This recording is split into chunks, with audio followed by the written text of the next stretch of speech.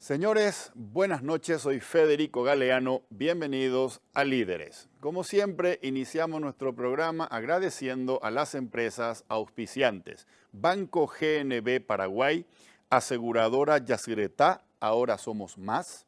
Dermagloss, para que tu piel muestre lo mejor de vos. Megalabs, comprometidos con la excelencia. Y Santa Clara, medicina prepaga, vivamos más. El líder invitado del programa de hoy es el señor Sebastián Hacha, director ejecutivo de la organización Pro Desarrollo. También fue senador nacional y es analista político. Con él vamos a hablar acerca de tres cosas. Vamos a preguntarle cuál es el escenario de la política para el año 2021, qué cambios habrá en la política post-COVID y cuál es el impacto de la política en la recuperación de la economía. Luego de la presentación de nuestros auspiciantes, conversamos con Sebastián Hacha aquí en Líderes desde los estudios de Canal Pro.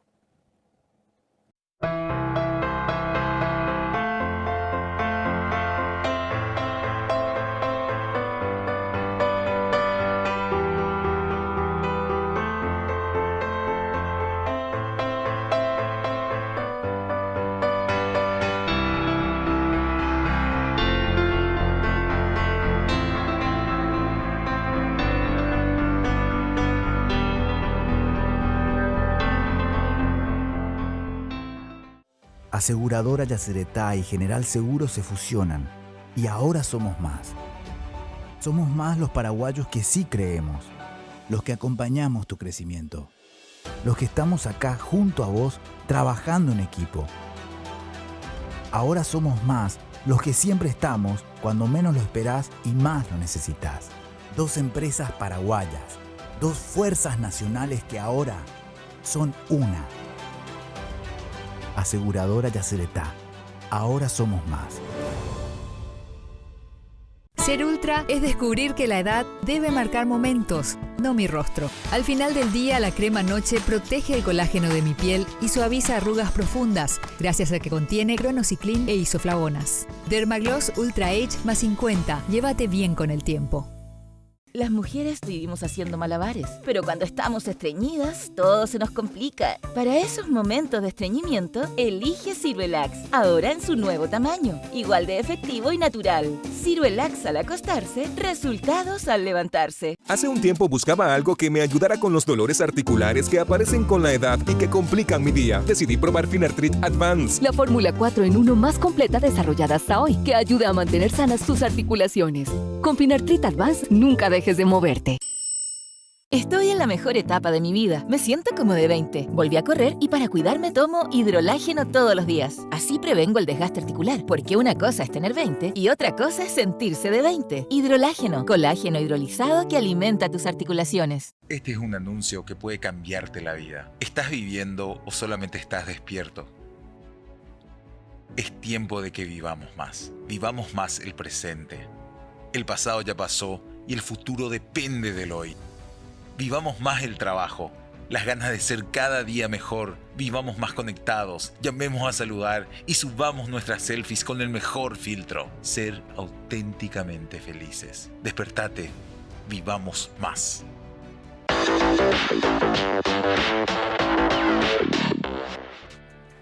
Ya estamos en compañía del señor Sebastián Hacha. Sebastián, mucho gusto, un placer contar contigo nuevamente aquí en Líderes. Al contrario, para mí es un gusto volver a estar en este espacio contigo, con la gente de Canal Pro, un lugar donde me siento siempre como en casa, así que bueno, ojalá que podamos agotar, no creo que podamos agotar todos los temas, pero encararlos por lo menos con suficiente tiempo y con suficiente profundidad para dejar alguna reflexión que valga. Exactamente. ¿Cómo te ha ido durante esta cuarentena? Y yo creo que no me puedo quejar, porque en realidad hemos visto que hay gente que ha pasado bastante mal, desde cuestiones laborales, por supuesto, y hasta cuestiones de salud, detrás de sus parientes, ellos mismos tratando de salvar su vida o han salvado su vida, otros en la lejanía de haber quedado atrapados en países distintos,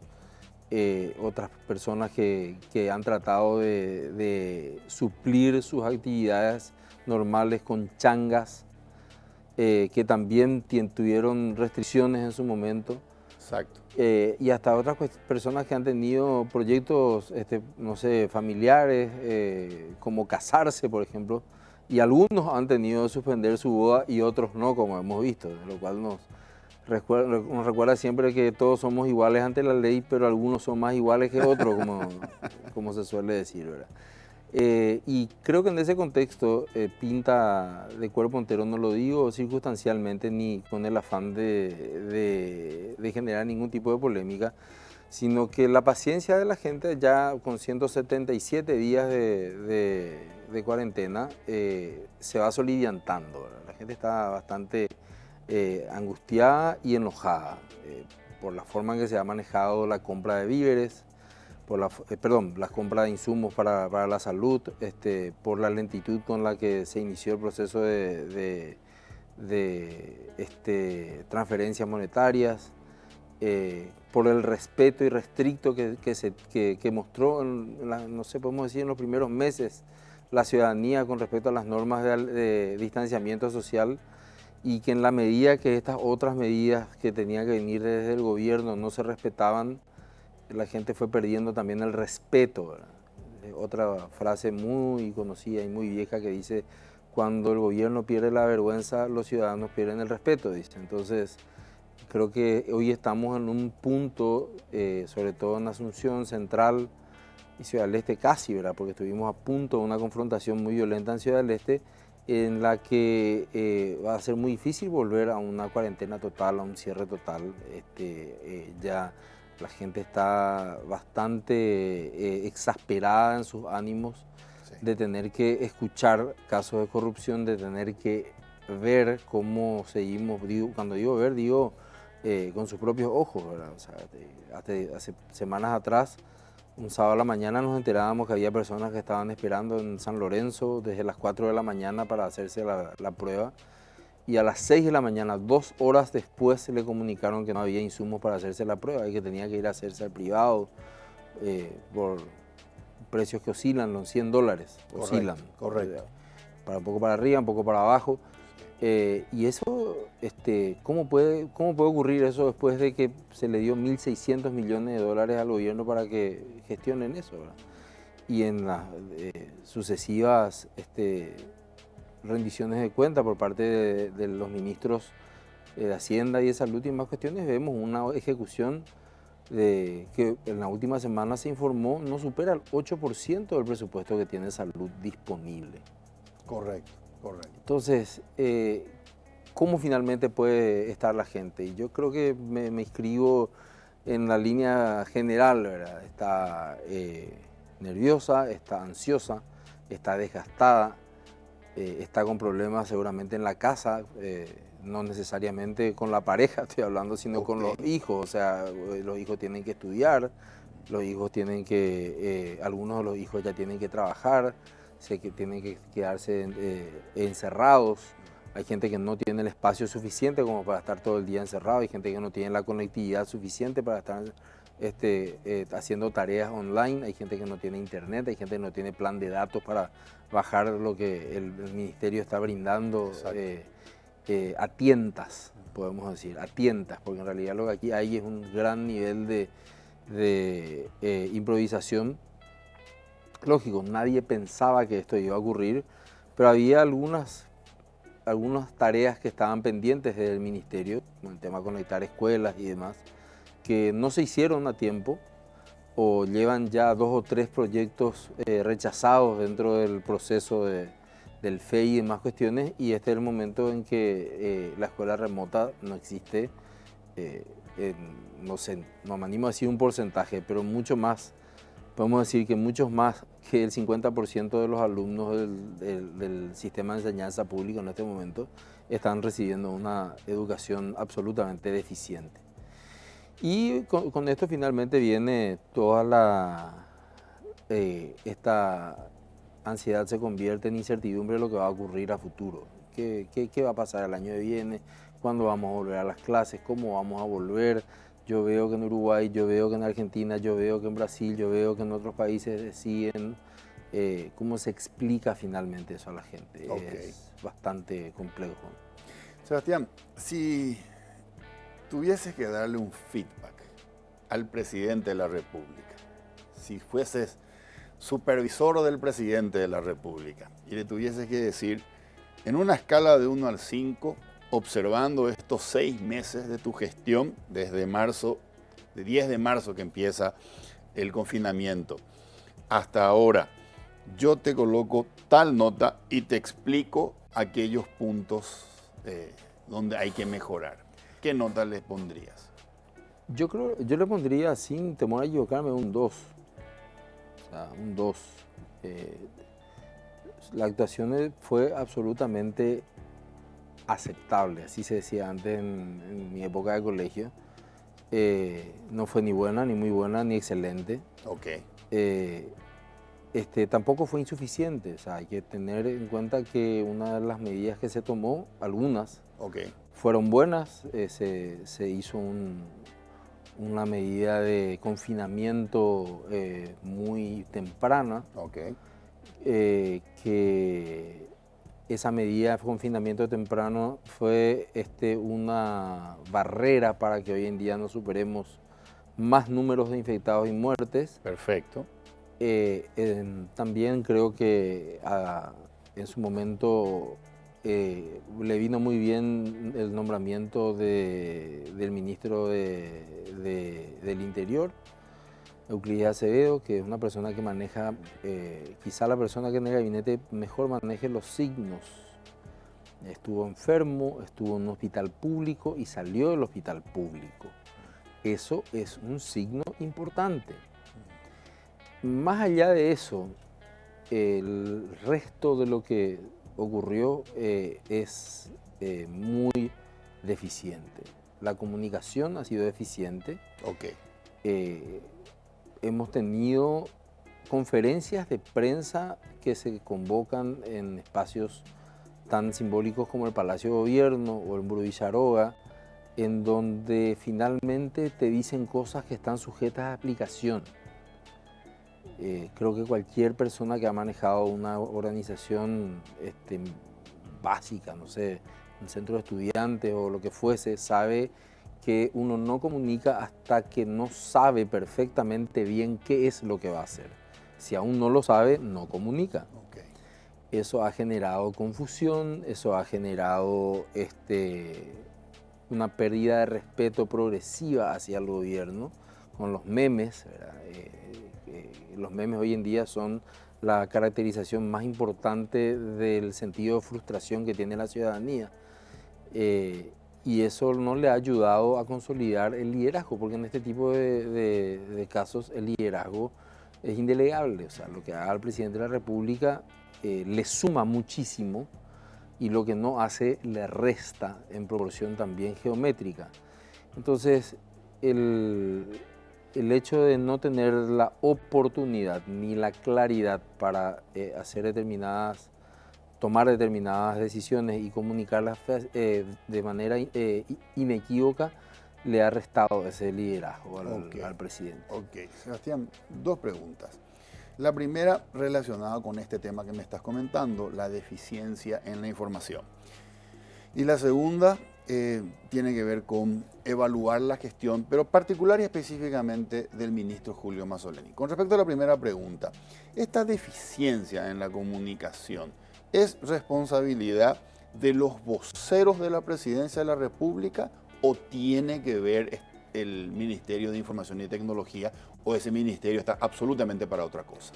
Yo creo que el ministerio que se pensó y funcionó, de hecho en algún momento, estoy hablando del gobierno de Federico Franco, el gobierno de Lugo, ya no sé si en el gobierno de Cartes, pero sí en esos 2 gobiernos, es como que el viceministro de Comunicación, o SICOM se llamaba en aquel momento, oficiaba como un vocero institucional, no como un vocero político.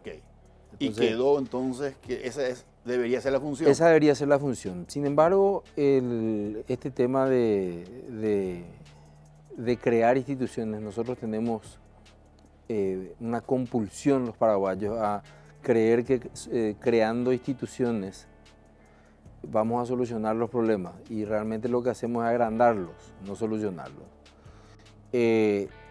Creamos una institución muy grande, de muy difícil manejo, MITIC. el que es el MITIC. El viceministerio era más manejable, era como manejar una camioneta, vamos a llamarlo. Y cuando le pusimos el acople y nos cargamos todo el tema de comunicación, más el tema de agenda digital, más 130 millones de dólares que hay que ejecutar porque están allí, puestos por el BID, es como, hoy en día es como un triple eje más o menos, ¿verdad? Entonces uno no sabe cómo tiene que doblar porque tiene miedo de agarrar los cables. Estoy haciendo la aplicación más gráfica posible de qué es lo que yo creo que ocurre dentro del MITIC. Porque encima, hoy en día, con el tema del nivel de exposición y los niveles de cumplimiento, de accountability, Sí. a nivel público, sí. Hoy en día, en realidad, la gente te saca del cargo. Hoy en día, con 2.000, 3.000 tweets en una hora, concentrado en una hora de determinados tomadores de decisión, te cambia decisiones políticas. Lo hemos visto durante la pandemia, en aquel primer mes cuando se iba ya a liberalizar determinadas actividades y finalmente la gente dijo, no me quiero quedar, yo me quiero quedar en mi casa. El gobierno claramente cambió de posición. En una audiencia en donde la ministra de Trabajo y la ministra de Industria y Comercio dijeron una cosa y pero 5 minutos después el presidente salió a decir exactamente lo contrario. O sea, y esos son lujos que uno no se puede pegar. O sea, equivocarse tan groseramente en el tema de comunicación en una crisis no es un problema de forma, es un problema de fondo. Sí. Y por otro lado, evaluando el caso del ministro Mazzoleni, yo quiero decir que en su momento lo he felicitado y hasta públicamente a través de los espacios que ocupo en programas de comunicación, porque me parecía que sus medidas eran correctas. Okay. Sin embargo, cuando pasamos de las decisiones técnicas a las decisiones que son más políticas, destituir o no a un viceministro, destituir o no a los funcionarios que participaron en determinada compra, que finalmente fue un fiasco, porque participar después de una foto con un cheque que devuelve la aseguradora, no las personas que cobraron. Correcto. Me dicen a las claras que las convicciones que tengo yo y de las cuales yo me hago cargo acerca de quienes deben ocupar cargos públicos siguen siendo para mí las correctas. O sea, si uno no entiende de política, si uno no le gusta lo público y si uno no tiene el coraje para enfrentar el malón político, entonces no tiene que ocupar un cargo. El cargo de ministro es un cargo político, te guste o no te guste. Entonces, no es la primera vez, lógicamente, el caso del ministro Mazzoleni, a quien, reitero, yo considero que no es una persona deshonesta, yo creo que es una persona que está tratando de hacer lo mejor que puede dentro de un desorden. Después vamos a hablar del concepto de desorden. Nos hace falta una Escuela Nacional de Administración, una ENA, como existe en Francia, en donde ningún funcionario puede ocupar un cargo público sin pasar por esa escuela. Porque en esa escuela lo que te enseñan es que vos no podés decir, no, yo soy un técnico, en realidad las cuestiones políticas se ocupa fulano en mi ministerio. No. El presidente de la República, que es el ser más político de un país, porque fue electo por el voto popular, firma el nombramiento de un ministro y esa firma lleva el peso de los 1 millón y tantos de votos que le han firmado. Entonces, esa persona representa a esa voluntad política. Esa persona que carga con esa firma no puede decir yo estoy en otra, porque yo en realidad soy técnico, entonces yo en realidad no entiendo muy bien este tema de política. Entonces, hay un enorme espacio dentro de la función pública en donde los niveles de exigencia política son mucho menores, directores de hospitales, directores de regiones sanitarias, viceministros, quizás uno puede tener un viceministro que sea ya más técnico, en donde ese tipo de acciones uno puede decir y van a estar justificadas. Hoy es injustificable eso. Hoy en día uno no puede decir, no, en realidad la remoción de tal o cual funcionario está sujeta a la voluntad política de la mayoría de la Cámara de Diputados y de Senadores. O sea, no funciona así, debería funcionar. Si la mayoría de la Cámara de Diputados y Senadores no confía en mi gestión de echarle a esta persona y me van a interpelar porque le he hecho, entonces hago mi maleta, cierro y me voy. Así debería funcionar. ¿Vos pensás que él debió haberse ido? Yo creo que cuando ocurrió la primera, yo creo que, a ver, la respuesta es ahora debería irse. Porque el paciente tiende a desmejorar. O sea, nosotros estamos en una situación en la cual yo no tengo ningún tipo de formación médica, pero por lo que he hablado con los matemáticos, ya no con los médicos, y la matemática suele ser una ciencia más exacta que cualquier otra. Los números que tenemos, más el verano que se avecina y más las temperaturas y el tipo de vida que tenemos, nos dice que este mes quizá, como lo ha dicho algún funcionario del ministerio, va a ser el peor y después, bueno, vamos a ir ahí como una meseta y después quizá vayamos bajando. Pero vamos a seguir subiendo un poco más. Yo creo que en algún momento el ministro no se dio cuenta de que él era indispensable y que lo que él decía se iba a hacer. Y si él decía, quiero que a toda esta plana de funcionarios se le eche, el presidente de la República lo iba a hacer. El no reconocer ese poder político es un error que merece la destitución o merece la renuncia. Yo me tengo que ir porque finalmente no me hacen caso. Cuando decís sacarle las responsabilidades, decís sacarle del cargo o mantener en el cargo y delegar en otra persona otras responsabilidades, por ejemplo, administrativas. Yo particularmente digo sacarlo del cargo, ¿sabes? Pero yo creo, ahí sí yo creo que el presidente de la República ya demostró cuál es su limitación. Y la limitación que tiene el presidente de la República es que por acción o omisión él no está cerca de la realidad. Él no está cerca de la realidad. Tiene demasiadas personas que hablan alrededor y él escucha demasiado a esas personas que están alrededor. Y lo que hacen esas personas es, decía un profesor mío de política, son los alejos, dicen, son los que te alejan de la realidad, te alejan de la gente. Correcto. Entonces, el presidente es muy de escucharle a estos alejos. Cierto. Y tomar decisiones impulsivas que después terminan en, no sé si decir bochorno, ¿verdad? Pero, pero es muy importante eso que estás diciendo, porque significa que si el presidente de alguna manera está blindado por esos alejos de la realidad, él no está teniendo la capacidad de tener empatía con lo que se está sintiendo en la calle. Yo creo que él no tiene la visión precisa de lo que está ocurriendo. Y como lastimosamente en nuestro país se ha prostituido tanto el tema de las encuestas y demás, y de hecho las encuestas se hacen solamente para ganar elecciones o para decir que alguien está ganando las elecciones. Y que por supuesto con el respeto que me deben los contados con los dedos de una mano encuestadores que no lo hacen. La encuesta es una herramienta muy útil para saber qué quiere la gente en un determinado momento y resulta que no lo hacemos. Preguntamos ahí al jefe de gabinete, al policía que está frente al que hace guardia en nuestra casa, cómo está, y ¿quién te va a decir que está mal? ¿Quién te va a decir que está mal? No es como el caso, muy lírico por cierto, que muestra la película Las horas más oscuras, de Winston Churchill, que él se baja y pregunta en el underground, en el metro de Londres, si es que tenía que capitular y firmar la paz con Hitler o no.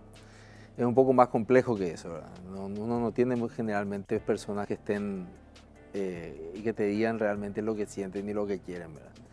Aunque hoy en día hay otras formas de poder saberlo. Las redes sociales quizás sean la forma más espontánea de saber qué es lo que piensa la gente, ¿verdad? Dijiste, la gente hoy la siento angustiada, a la gente hoy la siento enojada.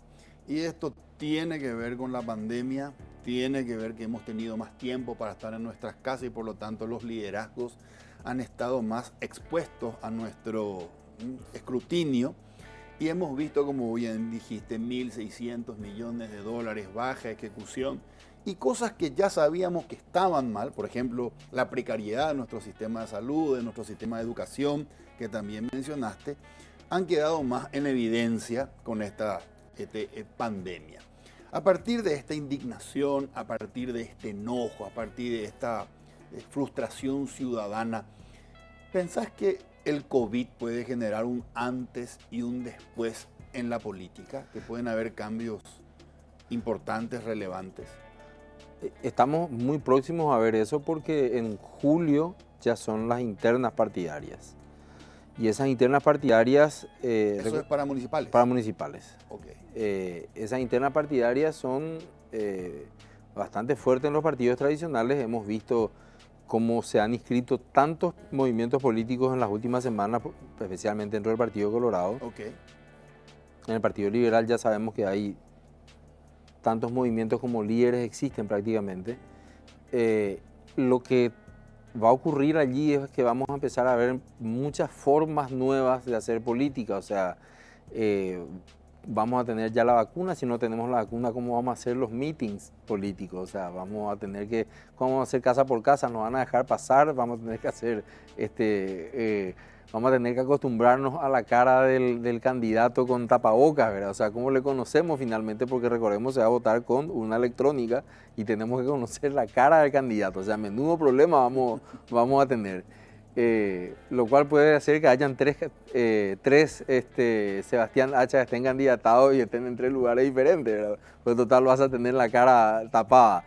Eso creo que va a ser lo primero que vamos a ver en el proselitismo. Ahora bien, yo creo que ahí tiene que haber un catalizador de cambio, debería haber un catalizador de cambio para que esto sea una oportunidad. Okay.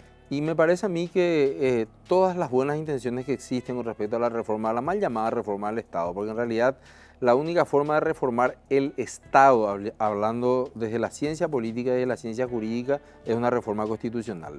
Yo lo que creo que nosotros queremos es una reforma de la administración pública.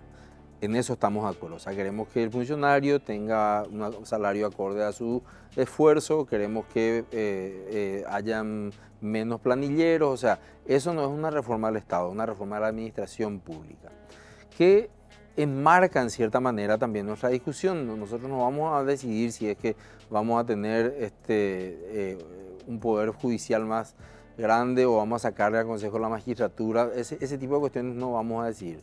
Ahora, dentro de las reglas que están marcadas, vamos a hacer una analogía con el deporte. La cancha de fútbol no va a cambiar. Lo que nosotros vamos a ver es cómo vamos a jugar dentro de la cancha de fútbol. Si vamos a jugar con línea de 3, si vamos a poner 5 defensores, esas son las cosas que podemos nosotros dialogar. Okay.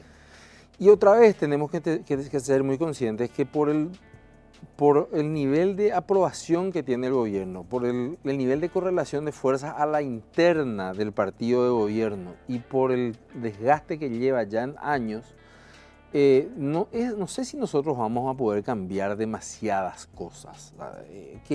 ¿Cuál sería una reforma tremenda? No sé si vamos a poder privatizar la ANDE.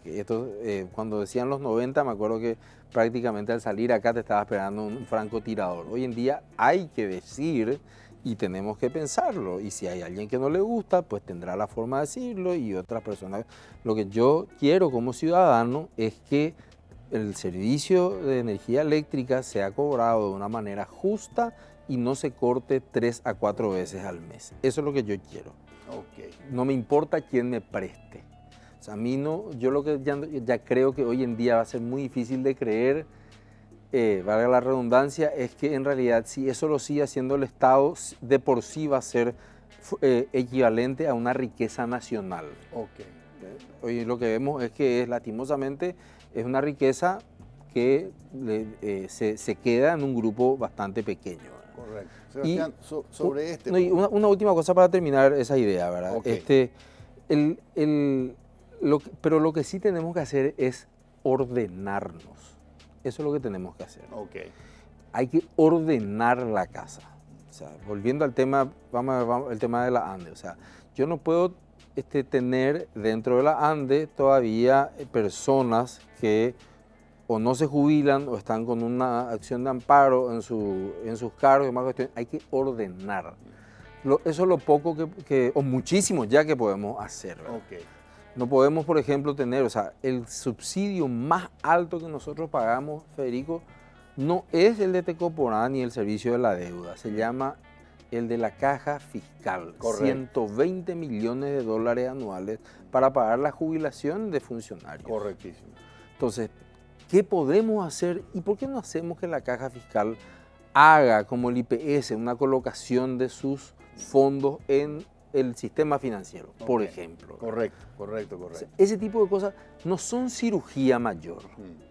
Por supuesto que hay gente que te va a decir que no se puede, pero lo que pasa es que nosotros le preguntamos a las personas incorrectas. Ok, ahora te quiero hacer una pregunta. Me gustó esto de separar en dos. Una cosa es reforma del Estado, okay, que bien mencionaste, esto ya requiere de una constituyente, y otra cosa es la reforma de la administración pública. Ok. Con respecto a este tema de la administración pública, como bien mencionaste, requiere que nos ordenemos. No son cirugía mayor, pero sí son cirugías importantes. Ahora, hay al respecto, no sé si qué credibilidad le das vos, eso me gustaría que vos me digas si esto es simplemente amagar nomás o realmente hay intenciones. Hay un proyecto del Poder Ejecutivo que tiene una batería de proyectos de reforma de la administración pública verticales. Son más o menos una docena. Uno tiene que ver con lo que mencionaste, la creación de la Superintendencia de Jubilaciones y Pensiones. El otro es la reforma de la estructura y organigrama del Estado. El otro es la Ley de Responsabilidad Fiscal 2.0, la Ley de Administración de Pasivos, la Ley de Servicio Civil, la reforma de la educación, la reforma de la salud, más o menos una docena de proyectos, y le pusieron 3 ejes horizontales transversales que son coordinación y agilidad, gobierno digital y transparencia. No sé hasta qué punto realmente el gobierno tiene la intención de profundizar. Tal vez puede ser negativo, y esta es la pregunta, Sebastián. El COVID nos vino a demostrar que nos quedamos sin recursos. La recaudación fiscal cae y el margen que teníamos para que nuestra deuda, que todavía estaba por debajo del 30% del tamaño de economía, nos comimos con estos 1.600 millones de dólares, aparte vinieron unos 390 millones de dólares extra. Entonces ya estamos bordeando el 30%, con lo cual ya no tenemos prácticamente margen para seguir tomando deuda. Entonces de alguna manera puede ser positivo que digamos, che, hay que tomar en serio esta reforma de la administración pública, porque ya no podemos seguir costeando esto así como está, con los servicios de tan mala calidad.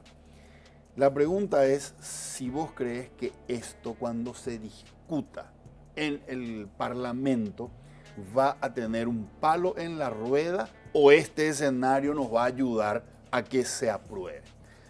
Va a depender, y esto es quizá la respuesta más difícil de escuchar, más argel, ¿verdad? Porque va a depender exclusivamente de lo que las personas que nos están viendo esta noche puedan hacer sentir a través de sus perfiles de redes sociales a los diputados y senadores sobre qué es lo que nosotros queremos. Y créanme que es así, o sea, tengo muchas experiencias. Yo estoy en la asesoría política hace varios años y hago también un poco de investigación científica sobre el tema de economía subterránea, que fue el tema que me trajo aquí la última vez. Y lo que nos damos cuenta cada vez con mayor convicción es que en la medida que la gente entienda lo que se va a votar y presione hacia un determinado lado, hacia ese lado van a ir los políticos. Nadie a mí me hubiese convencido hace 7 años, cuando estaba saliendo del Congreso, de que creo que son 5 o 6 senadores iban a ser expulsados del Senado. Yo le iba a decir, eso es ciencia ficción. Y sin embargo, así lo fueron. Ok. Entonces, ¿es todo eso lo bueno que esperaba yo del universo? No, pero es gran parte de lo que esperaba de la conspiración del universo. La clave está en empezar a hacernos preguntas que son muy incómodas, pero muy necesarias. Si el gobierno subió los impuestos a la cerveza el año pasado en la reforma, pues recordemos que hubo una reforma tributaria, por las externalidades negativas que tiene el alcohol en las personas. Cierto. La pregunta es, ¿por qué seguimos gastando como Estado en una empresa que hace caña destilada? Esa es la primera pregunta. Si el gobierno le pide a las grandes empresas, algunas de las cuales son mis clientes, que haga un gran esfuerzo cuando no facturan, de seguir pagándole a sus empleados, porque son grandes, porque esa es la concepción de la capacidad impositiva en el Paraguay. No es cuánto te sobra de margen, sino cuánto es tu tamaño. No es cuánto es tu facturación neta, sino cuánto es tu facturación bruta. No es cuánto es la rentabilidad que tiene tu negocio, sino cuántos millones de dólares vos movés. Ese es el concepto de riqueza en el Paraguay.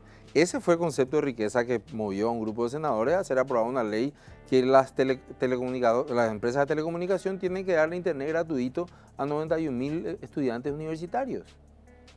¿Quiénes son? No sé. ¿Por qué a los universitarios y no a los de la educación primaria? Tampoco sé.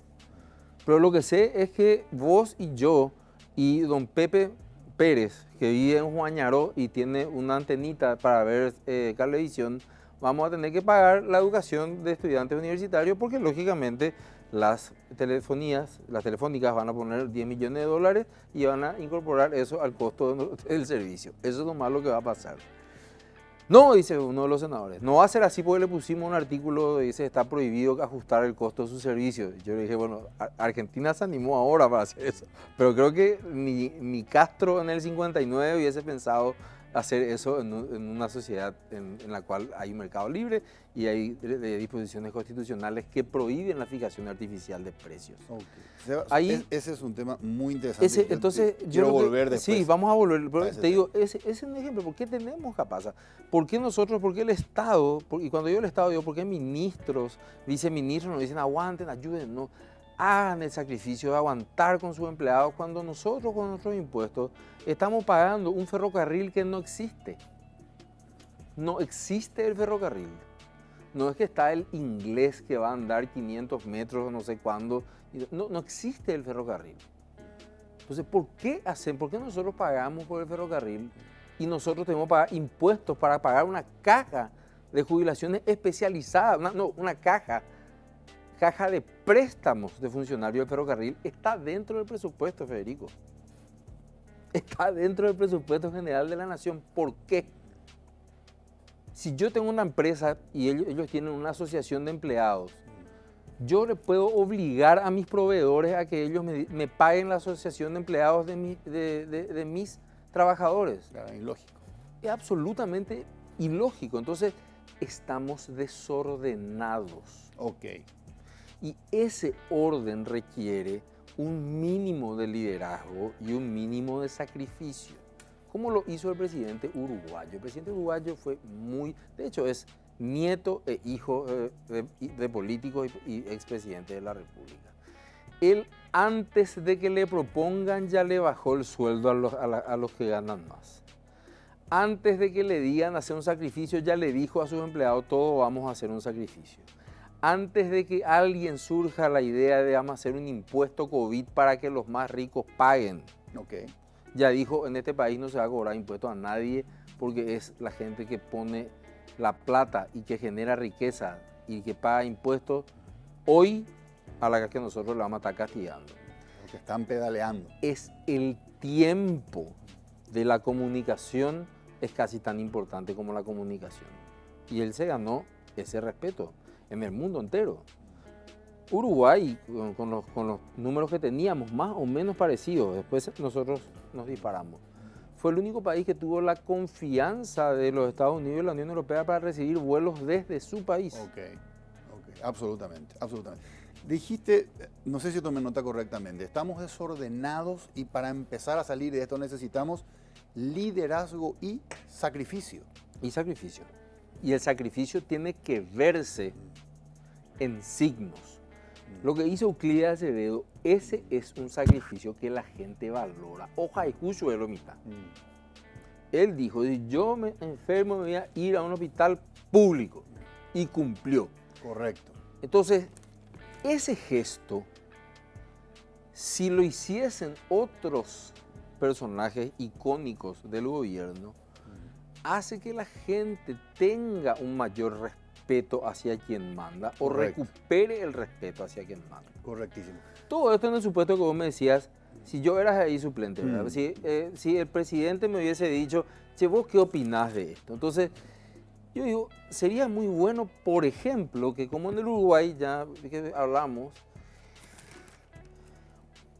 bajemos el perfil de los viceministerios o de los ministerios. Yo tenía un amigo que sirvió 15 años como viceministro de Turismo en el Uruguay. Ok. Y siempre contaba esto y sigo contando como ciencia ficción.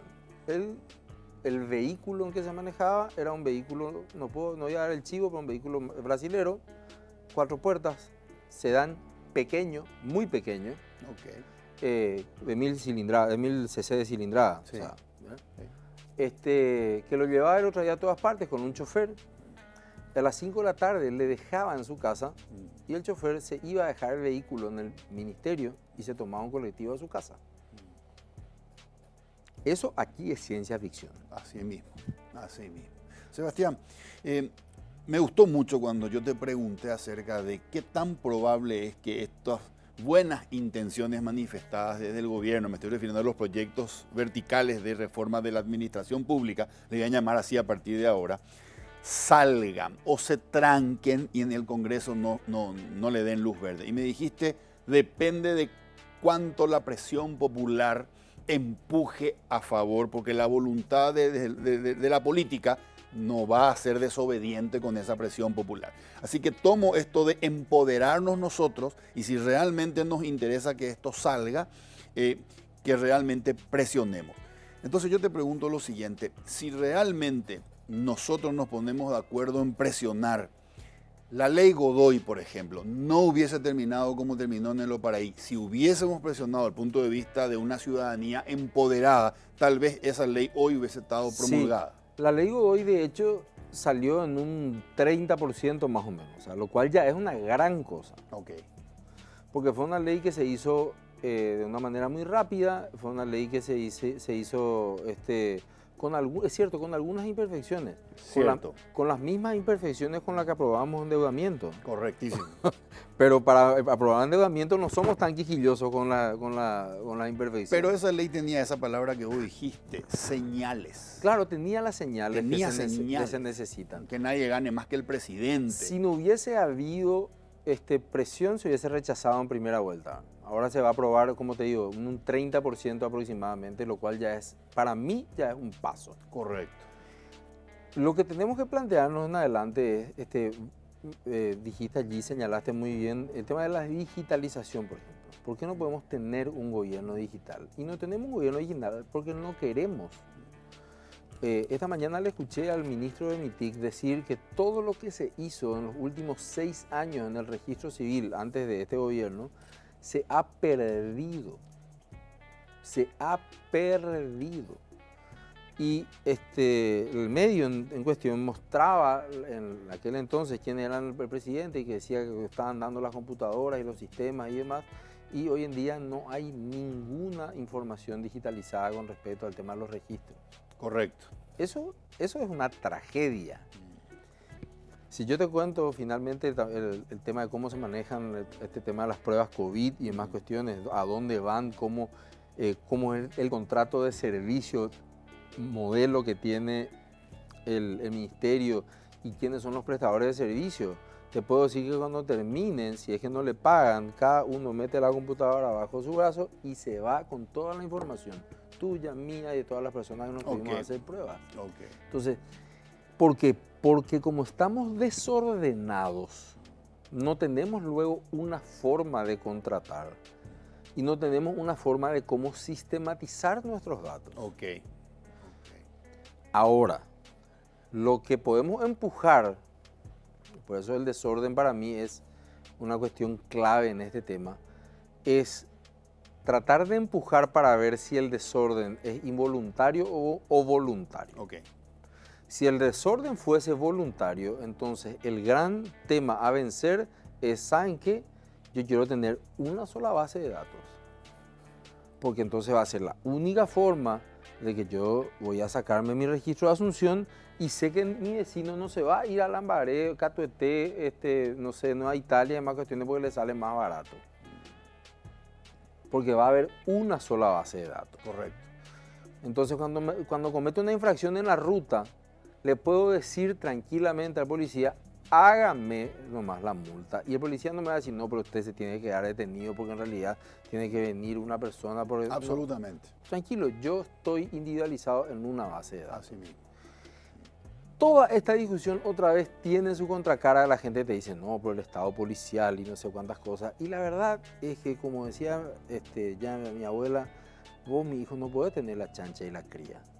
Tenés que decidirte, la chancha o la cría. Entonces, ¿vos querés tener un país más ordenado y más seguro o querés tener un país más libre y más desordenado? Entonces, hay decisiones que se tienen que tomar. Decía el expresidente ecuatoriano Yamil Mahuad, que hoy en día enseña en la Harvard Business School y es profesor de negociación. Él decía, cuando uno toma un cargo, uno tiene que decidir cuál va a ser tu paisaje y cuál va a ser tu problema. El paisaje no vas a cambiar, tu problema vas a solucionar. Y él le explicó lo que a él le tocó, ¿verdad? A él le tocó el primer niño que llegó en la historia de la humanidad, que arrasó con todas las bananas y las flores y toda la producción agrícola. Luego le hizo erupción el volcán que está al lado de Quito, generando no sé cuántos miles de desplazados, y dijo, bueno, esto yo no puedo cambiar, no puedo cambiar la fuerza de la naturaleza. Lo que puedo hacer es negociar la paz con Fujimori y evitar una guerra. E hizo eso y lo logró. Correcto. Y lo echaron. Porque también está dentro de estas decisiones públicas, y con esto termino la reflexión sobre qué es lo que hay que hacer, es si la gente, cuál es la perspectiva o cuál es el anhelo, qué quiere una persona cuando entra a un cargo público.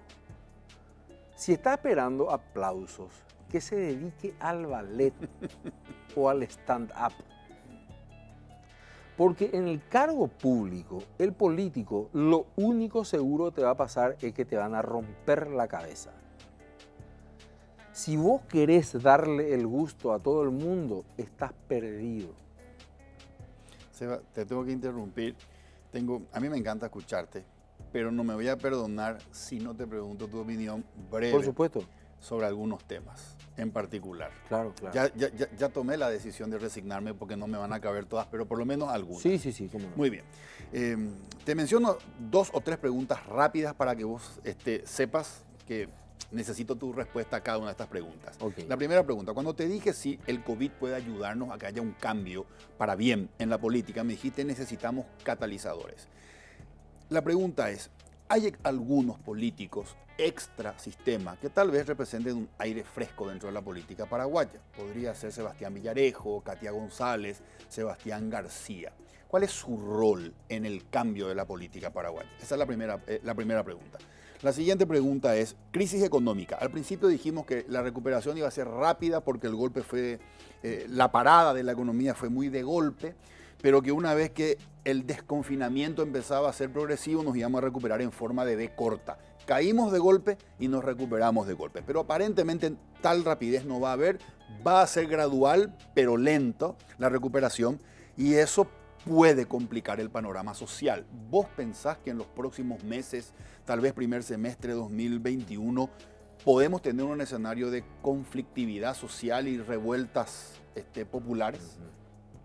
Te dejo esas dos preguntas. Tengo más, Sí. pero te dejo esas dos preguntas. El rol de los catalizadores es no ser políticos. Imagínate lo que te digo. Los millennials y los centennials no quieren saber nada de la política así como hoy la concebimos.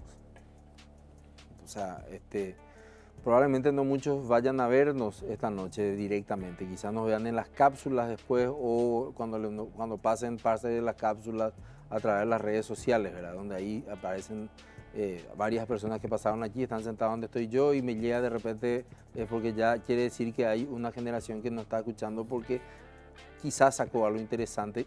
Algo interesante no significa que lo que hablemos no sea interesante, sino que a ellos les interese el tema. El rol de personas que quieren ser frescas que quieren y pretenden ser frescas en la política es ser frescas en la política. Significa que uno tiene que estar sujeto a un proceso de cambios en cuanto al ejercicio del poder, que uno tiene que aprender muchas veces de ejemplos que no nos gustan mucho. No sé, Bolsonaro. Voy a decir, a mí no me gusta mucho Bolsonaro, a mí no me gusta mucho Trump, a mí no me gusta mucho López Obrador para tratar de cubrir todo el arco ideológico. Pero tengo que decir que son muy efectivos haciendo política. Correcto. ¿Por qué? Porque ellos dijeron, yo tengo el poder y yo voy a ejercer el poder, para bien o para mal. Entonces, básicamente, para una persona que hoy en día tiene poco tiempo para dedicarla a la política, le gusta eso, porque sabe que esa persona se va a ocupar de lo que yo ya, de hecho, no me quiero luego ocupar. Ok.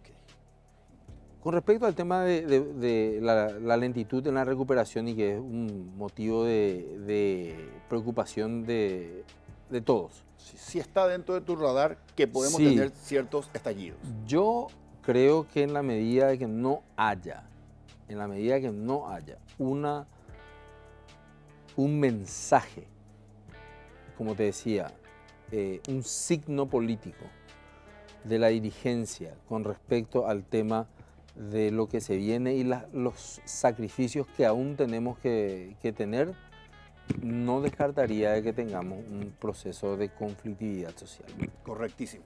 Sebastián, tenemos que irnos a una pausa. Yo quiero dejarte una pregunta y me la responde a la vuelta de la pausa. Perfecto. Hace poco tiempo el doctor Aníbal Filártiga, reconocido médico y que también dio su grano de arena a la función pública, en una entrevista dijo, el pueblo paraguayo es pobre, enfermo e ignorante. Yo quiero tu reflexión con respecto a esas. ¿Te parece que es una descripción realista de nuestra situación? Yo quiero tu reflexión a la vuelta de la pausa. Hacemos una pausa y regresamos para cerrar el programa con Sebastián Acha.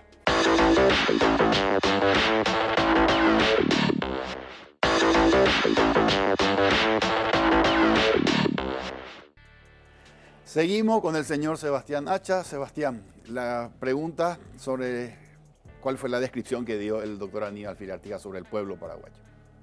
Yo no estoy de acuerdo. Yo coincido que somos un pueblo que sufrimos mucho los problemas de salud y sufrimos mucho los problemas económicos. Pero no creo que seamos un pueblo ignorante. Lógicamente respeto muchísimo su visión. Yo lo que creo es que nosotros lo que no tenemos es un proceso de conciencia sobre las cosas que hacemos. Ese es nuestro principal problema como sociedad. Correcto. Sebastián, la siguiente pregunta. ¿Te parece que nuestra sociedad tiene un proyecto común de nación, un sueño común, un imperativo moral que nos agrupa y que se llama nosotros? Creo que es la continuación de la respuesta, me parece muy interesante. No porque no nos preguntamos a nosotros mismos qué es lo que queremos. Entonces, mientras no nos preguntemos qué es lo que queremos, va a ser muy difícil que podamos convenir en que, este es nuestro camino común. Sin embargo, hasta casi si se quiere intuitivamente, fíjate vos que hay menos corrupción en las ollas populares que se manejan entre grupos sociales, de comisiones vecinales y más cuestiones, que en la compra hechas por importantes empresas con los mejores funcionarios de contrataciones públicas con respecto al COVID. Entonces, pero la cuestión es el proceso de reflexión. Eso es lo más importante. Correcto. ¿Qué libro le regalarías al presidente de la República? ¿Por qué fracasan los países? De Darwin Acemoglu y James Robinson. Creo que allí explica estos temas que hablamos, el tema de el bajo nivel de institucionalidad, la impersonalidad del poder, que es lo que nos hace falta tanto a nosotros los paraguayos. ¿Por qué mencionaste tantas veces en el programa la palabra desorden? Porque si nosotros como ciudadanos somos desordenados, ergo te ipsum decía, es un te ipsum, conoce a ti mismo, decía en la entrada al templo de Apolo en la antigua Grecia, conócete a ti mismo. Si nosotros no nos conocemos a nosotros mismos, que es lo que nos ocurre, no sabemos a dónde queremos ir, y si no sabemos a dónde queremos ir, cualquier colectivo nos deja bien.